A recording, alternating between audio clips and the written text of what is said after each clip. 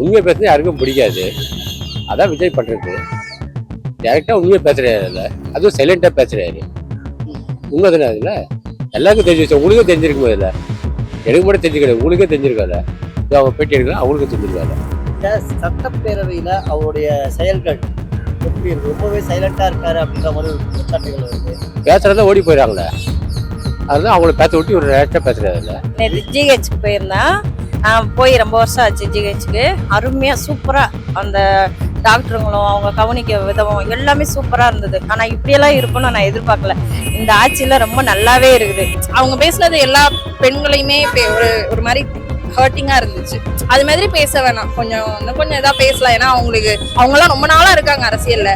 எந்த ஒரு முதலமைச்சர் இதுக்கு முன்னாடி வந்துட்டு போடா இது டேஷ் இந்த மாதிரி வேர்ட்ஸ் யூஸ் பண்ணது கிடையாது. இதெல்லாம் வந்துட்டு ரொம்ப ஒரு மாதிரி இந்த அளவுக்கு நம்ம ஸ்டேட் ஆகிக்கிட்டு இருக்கா அப்படின்ற மாதிரி இருக்குது. இன்னொன்று என்னன்னா, அந்த கட்சிக்காரங்களே வந்துட்டு லைக் எப்படி சொல்றது, இன்னும் அவரை வந்துட்டு ஒரு சினிமா ஃபேமா தான் பார்க்குறாங்க. இன்னும் அந்த அரசியல் புரிதல் யாருக்குமே இல்லை. அவர் ஹீரோவா நாங்க பார்க்கல, இப்போலாம் நம்ம நாட்டினுடைய கடவுளா நாங்க பாக்குறோம். அவர் நல்லா இன்னும் நல்லா செய்யணும் நாங்க எதிர்பார்த்துக்கிட்டு இருக்கோம். எங்களுக்கு படிச்சுட்டு வேலை இல்லாதவங்களுக்கு கொஞ்சம் அதுக்கு ஒரு என்னன்னு நீங்க பாத்தீங்கன்னா அது கொஞ்சம் நல்லா இருக்கும். ஏன்னா நாங்க படிச்சு இத்தனை வருஷமா நாங்க எம்ப்ளாய்மெண்ட்ல பதிஞ்சு வச்சிருக்கோம். எக்ஸாம் வச்சு நாங்க அதுலயே தான் நாங்க விடுறோம். எங்களுக்கும் ஏஜ் ஆயிடுச்சு. ஒரு வேலை மட்டும் எங்களுக்கு வீட்டுக்கு ஒரு கவர்மெண்ட் வேலை கொடுத்தா ரொம்ப சந்தோஷமா இருக்கும். அதெல்லாம் எதிர்பார்த்து தான் எல்லா பிள்ளைகளும் கொண்டுமே அதை தான் எதிர்பார்த்து நாங்க போட்டதே. அவர் கொடுக்குற அந்த ஸ்கீம்ஸ் எல்லாமே நல்லா தான் இருக்கு. எல்லாமே புதுசாக பண்ணிட்டு இருக்காரு. இது இப்படியே 5 இயர்ஸ் நல்லா பண்ணாரு அப்படின்னா கண்டிப்பா நெக்ஸ்ட் சிஎம் கூட அவரே தான் வருவாரு அப்படின்ற மாதிரி எனக்கு.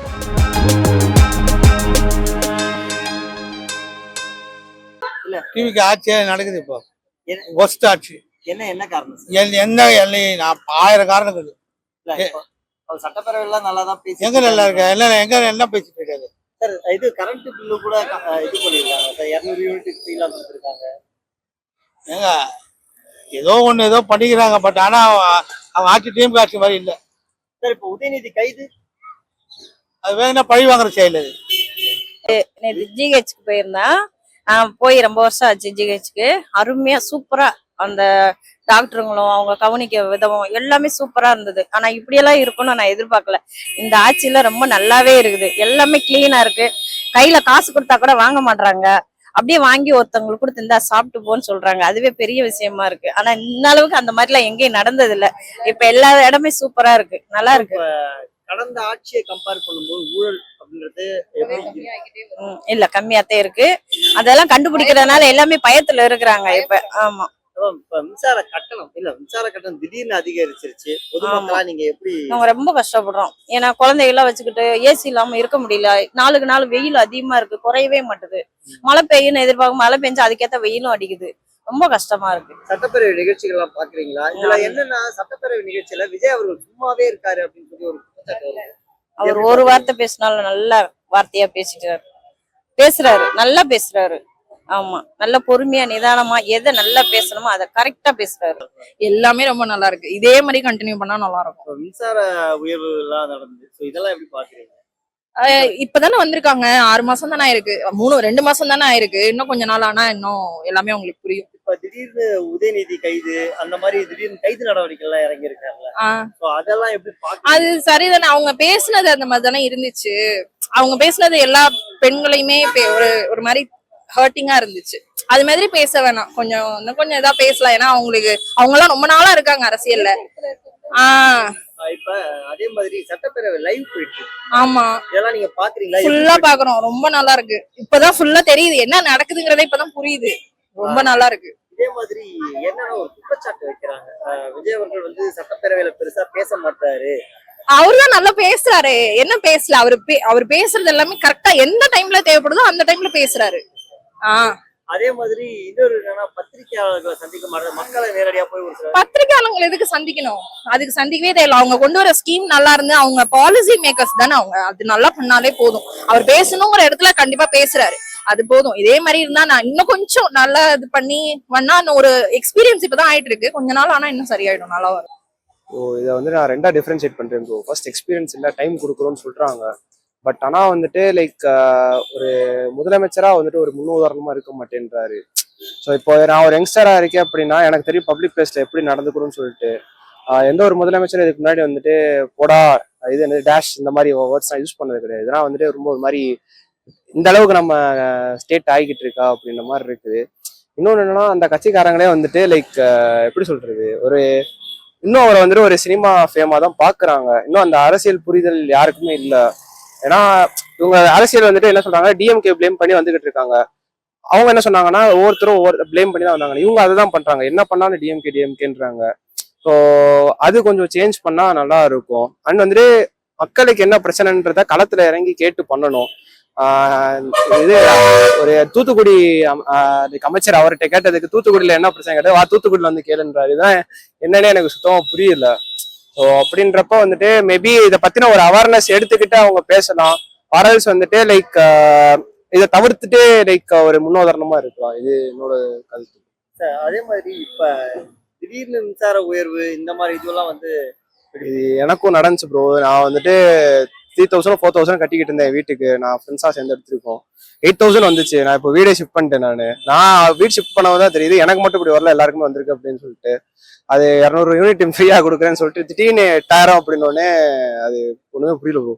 அதே மாதிரி இப்ப இந்த சட்டப்பேரவையில அவரோட ஆக்ஷன் இருக்கு. இப்ப பாத்தீங்கன்னா சில நேரத்துல பேசவே மாட்டார் அப்படின்ற மாதிரி குற்றச்சாட்டுகள்லாம் வைக்கிறாங்க.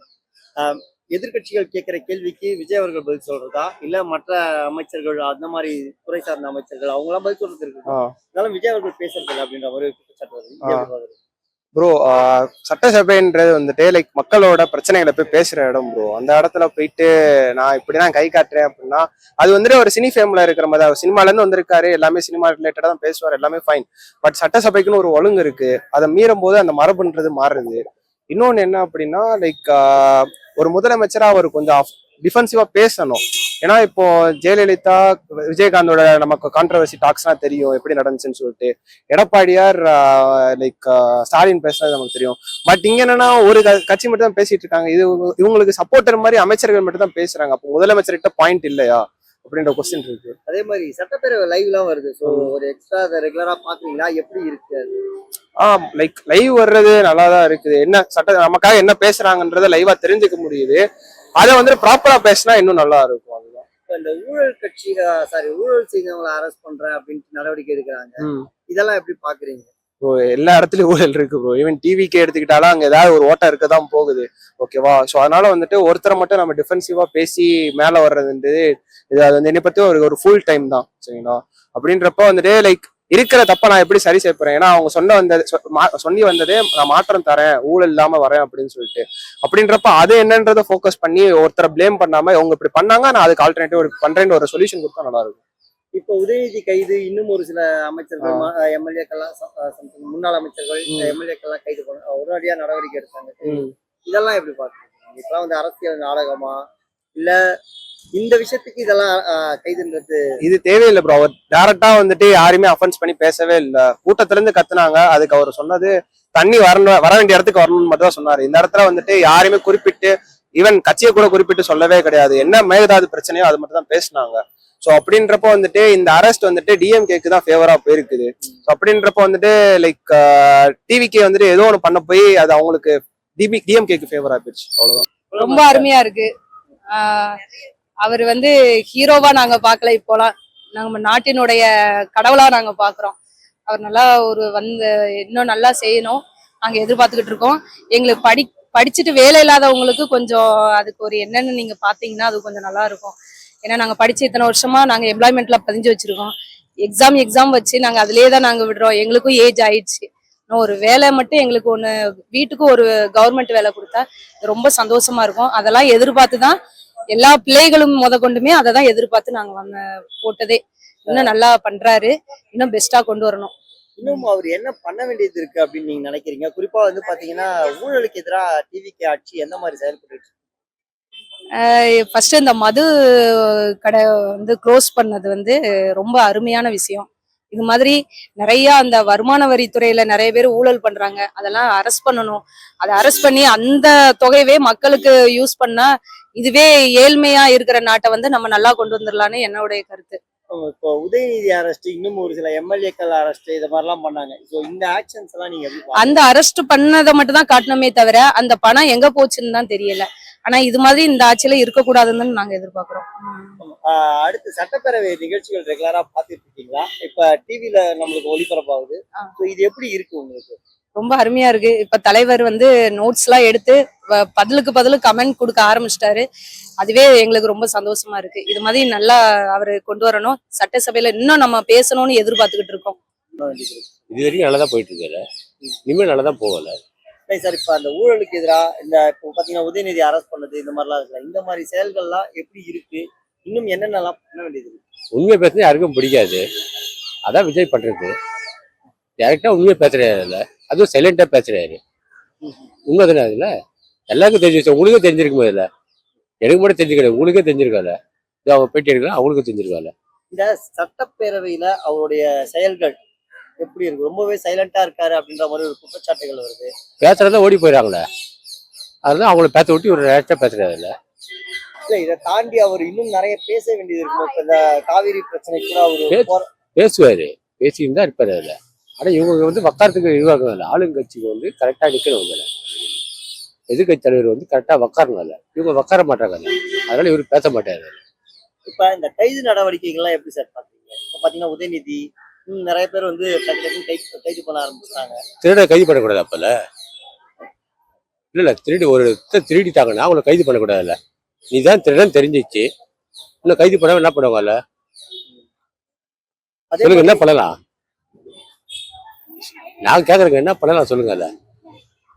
இப்ப அதே மாதிரி வந்து பாத்தீங்கன்னா இந்த மேகதாது அணைக்கு சட்டத்துக்கு தொடர்பா இது போய் பேச போறேன்னு சொன்னாரு. கர்நாடகா போய் பேச போறாரு. அப்புறம் சட்டப்பேரவையில என்ன சொன்னாருன்னா, நான் போயிருந்தா கூட தனிப்பட்ட முறையில நான் அசிங்கப்பட்டிருப்பேன், அது எனக்கு பரவாயில்லைன்னும் போது பிரேமலதா விஜயகாந்த் சொன்னாங்க, இது மாதிரி உங்களை நாங்க மக்கள் அசிங்கப்பட விட மாட்டாங்க, நாங்களும் அதை பார்த்துட்டு சும்மா இருக்க மாட்டோம் அப்படின்ற மாதிரி சொன்னாங்க. அதுக்கு முன்னாடி அவர் மனு கொடுத்துருக்காரு. அது தெரிய வந்தது இல்ல. இல்ல இப்ப மற்ற கட்சிகளும் அவருக்கு ஆதரவா ஒரு சில நேரங்கள்ல பேசுறாங்கல்ல, இதெல்லாம் எப்படி பாக்குறீங்க நீங்க? இது தமிழக அரசியல புது மாற்றமா தெரியுதா? உண்மையில மாற்றம் தான் இதுல. அதான் ஊழல் ஆட்சி பண்ணணும்னு நினைக்கிறாரு. ஆனா அவரு சம்பாதிக்க வரல, சம்பாதிக்க விட்டுட்டு வந்திருக்காரு. அவருக்கு வந்து சம்பாதிக்க என்ன கிடையாது, அரசியல சம்பாதிக்க என்ன கிடையாது, மக்களுக்காக சேவை பண்ண வந்திருக்காரு. நம்ம நின்று பார்ப்போம்ல. எனக்கு 46 வயசு ஆகுது. இது வரைக்கும் நான் போறது ஃபுல்லா டிஎம்கே தான் ஓட்டு போட்டேன். 2-3 வாட்டி வந்து ஏடிஎம்க்கு போட்டாங்க. இந்த வாட்டி தான் டிவிக்கு போட்டாங்க. ஆனா நான் வந்து சின்ன வயசுலேருந்து விஜய் ரசிகர், இப்போ தலைவருக்கு ரசிகர், அவ்வளவுதான். இல்லைங்க சார், இன்னும் அவர் என்ன மாதிரியான செயல்பாடுகளை ஈடுபடணும்னு நினைக்கிறீங்க? ஒரு அது வந்து அவரோட கொள்கை. அதில் வந்து அவருக்கு வந்து எப்படியோ மக்களை வந்து தனியாக விட மாட்டார். மக்களுக்காக சேவை பண்ண தான் வந்திருக்காரு. நிறைய கொள்கை இருக்குல்ல, அவர் சொல்ல மாட்டார், செஞ்சுக்கிட்டே இருப்பாரு. அதில் அதே மாதிரி இன்னும் இது வரைக்கும் வர காலம் ஃபுல்லாக அவரோட ஆட்சி தான் இருக்கும். அதில் நல்லா சூப்பராக பண்ணிட்டு இருக்காரு. இன்ன வரைக்கும் நல்லா பண்ணிட்டு இருக்காரு. அதே மாதிரி இன்னும் செய்தியாளர்கள் எல்லாம் சந்திக்கல அப்படின்ற மாதிரி ஒரு குற்றச்சாட்டுகள் வைக்கிறாங்க. மக்களையும் வந்து நேரடியா வந்து பாத்தீங்கன்னா நன்றி தெரிவிக்கிறதுக்கு கூட பர்டிகுலரா ஒரு இடத்துக்கு தான் போனாரு. அதுக்கு நேரம் ஒதுக்கல, அவ்வளவுதான். ஏன்னா இவருக்கு வந்து மக்கள் தேவையே கரெக்டா இருக்குதுல்ல. செய்தியாளர் பார்த்து என்ன பண்ணுவாங்கல்ல, என்ன மீடியாவில் போடுவாங்க, அவ்வளவுதானே. இல்லை, நான் மக்களுக்கு பண்ண வந்திருக்காரு. அவரோட வேலை அவருக்கு கரெக்டா இருக்குதுல்ல. அது வேலையை முடிச்சு தான் செய்தியாளர் பார்க்க முடியும் அவங்கள. இப்ப மக்களுக்கு நன்றி தெரிவிக்கிறதுக்கு கூட பர்டிகுலரா ஒரு இடத்துக்கு தான் போனாரு. அவர் எல்லா இடத்துக்குமே போல. நான் ஏற்கனவே சொல்லலைங்க, செய்த மக்களுக்கு தான். அப்புறம் நன்றி வேற சொல்லல. நன்றி செய்த வந்து மக்களுக்கு தான் பண்றது இல்ல. அதுல வேற மக்களை தேடி ஒரு நன்றி சொல்லுவாங்களா? ஒரு பத்திரிகையாளர் மூலமா ஊடகங்கள் மூலமா மக்களுக்கு ஒரு நன்றி தெரிவிச்சிருக்கலாம், அது ஒரு செய்தியாளர் சந்திப்பா வச்சிருக்கலாம் அப்படின்ற மாதிரி. அது வந்து பிரபலமான ஆவராளருக்கு தான் வந்து பண்ணுவாங்கல்ல. பத்திரிகை தேடிட்டு என் போட்டா வந்து அடிக்கடி வரணும், பிளாஸ்டிக் வீட்ல பேனர்ல வரணும் அப்படின்ட்டு. ஏற்கனவே டாப் ஹீரோ, இப்ப சிஎம். இவருக்கு நேரத்துக்கு வந்து இதுக்கப்புறம் வந்து பேட்டி என்ன உண்டு இல்லை, ஒன்றும் கிடையாது. இல்லை, இதுக்கப்புறம் மக்களுக்கு சேவை தான் பண்ணணும் அவரு. இல்லை, புரியுதுங்களா? எல்லாரும் மக்கள் நெஞ்சிலையும் அவர் இருக்காங்கல்ல. ஆட்டோவில் பார்த்தீங்கல்ல, அப்படின்னு ஒரு சில்லு சும்மா அவர் ஆக்ஷன் தான் பண்ணாரு. எல்லா ஆட்டோ பஸ்லயும் இதான் இருக்குது. இல்லை ஒண்ணு அதுக்குள்ள எப்படிங்க தெரியும்? கொஞ்ச நாள் வெயிட் பண்ணி பார்க்கலாம். இல்ல கொஞ்சம் வெயிட் பண்ணி பார்க்கலாம். எலக்ட்ரிசிட்டி பில் எல்லாம் ஏறி போச்சு. அதுதான் கண்ணாபின்னாடி ஏறி இருக்கு எல்லாருமே. எல்லாரும் காமன் பப்ளிக் ரொம்ப affected. there is a government existing ன்னு தெரியல. that's all I can say. இப்ப அந்த சட்டப்பேரவையில அவர் நடந்துக்கிற விதம் எப்படி இருக்கு? டோட்டலி டிசாட்டிஸ்ஃபைட். எங்க பேசுறாரு அவர்? பேசவே இல்லையே, கம்யூனிகேஷனே தெரியல. அவர் என்ன மைண்ட்ல இருக்குன்னு இது வரைக்கும் தெரியல. நல்லா பண்ணுவாரா பண்ண மாட்டாரெல்லாம் தெரியாது. பட் ஒண்ணும் தெரியல. இதை தாண்டி மதுபானங்கள் வந்து ஆன்லைன்ல விற்கிறதா சொல்லி ஒரு புதுசா அறிவிச்சிருக்காங்க. எனக்கு அதை பத்தி தெரியாது. should be avoided. Should be avoided. நல்லா பண்ணா நல்லதுங்க, சந்தோஷம் தான்.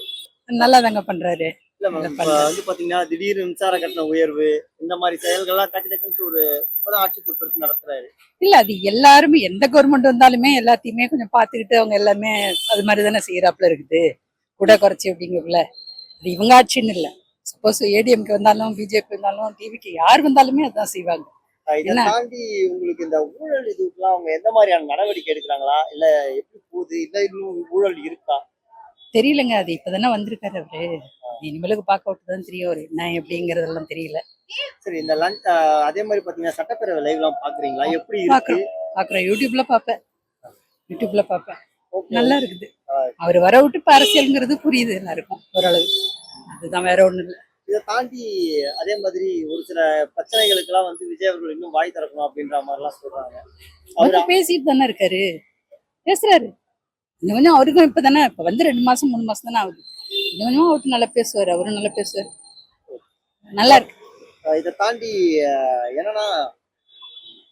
என்னன்னா மக்களை போய் சந்திக்கல, பெருசா மக்கள் பிரச்சனைகள் நிக்க மாட்டாரு அப்படின்னு சொல்லி எதிர்க்கட்சிகள் மற்ற அரசியல் தலைவர்கள் சொல்றாங்க. அது எதிர்கட்சின்னா எதுவுமே ஆப்போசிட்டா உள்ளவங்க அதை வந்து குறையாதான் சொல்லுவாங்க.